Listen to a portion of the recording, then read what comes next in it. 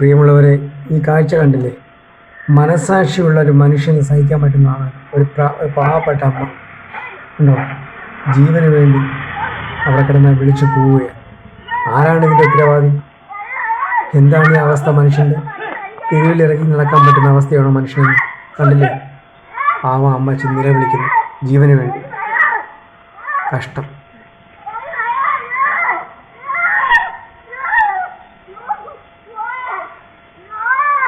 സുഹൃത്തുക്കളെ, ഞാൻ ബൈജൂസ് തെളിയിൽ എന്ന ചാനലിലേക്ക് സ്വാഗതം.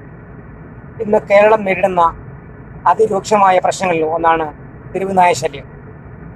അതായത് ഈ 5 മാസം കൊണ്ട്, ജനുവരി തൊട്ട് മെയ് മാസം വരെ തെരുവുനായ കടിച്ചത് 1,60,60,000 പേരെയാണ്. മരിച്ചതോ 17 പേര്. കേരളം നേരിടുന്ന അതിരൂക്ഷമായ പ്രശ്നങ്ങളിൽ ഒന്നാണ് തെരുവുനായ ശല്യം. 2020 1,60,60,000 പേരെ ഈ പട്ടി കടിച്ചു. 2024 അത് 3,60,60,000 മാറി. 2021 11 മരണം, 2024 26 മാറി.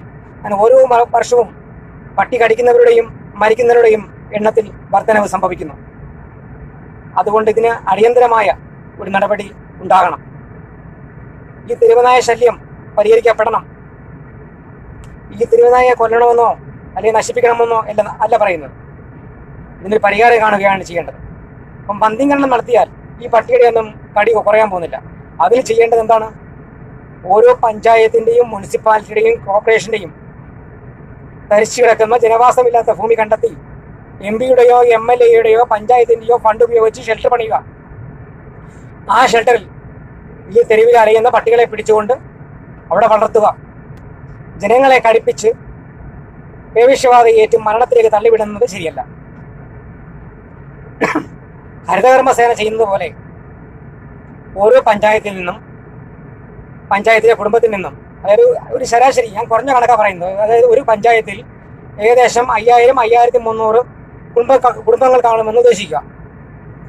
50 രൂപ ചികിത്സയെടുക്കുക ഓരോ കുടുംബത്തിൽ നിന്നും.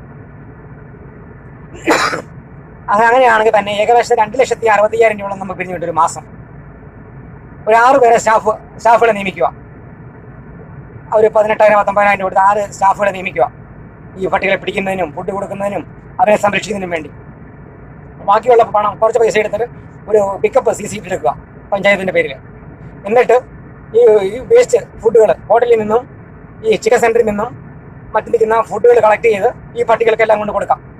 പട്ടിക്ക് സംരക്ഷണമാവും, 6 പേര് 5-6 പേർക്ക് തൊഴിൽ കിട്ടും, ഒരു വരുമാനമാകും അല്ലേ? അല്ലാതെ ഈ തെരുവിൽ ഒരു ജനതയെ മുഴുവൻ പട്ടിക്ക് കടിക്കാൻ കൊടുത്തിട്ട് അതിൽ നിന്നും വാക്സിൻ കമ്പനികൾക്കും മെഡിസിൻ കമ്പനികൾക്കും ലാഭം ഉണ്ടാക്കി കൊടുക്കുന്നത് ശരിയല്ല.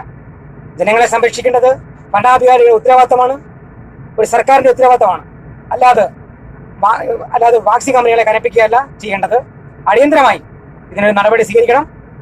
കുഞ്ഞുങ്ങളെയും പ്രായമുള്ളവരെയും മറ്റുള്ള ആരെയും തെരുവുനായ കടിച്ച് മരണത്തിലേക്ക് തള്ളിവിടരുത് എന്നുള്ള അപേക്ഷയാണ്.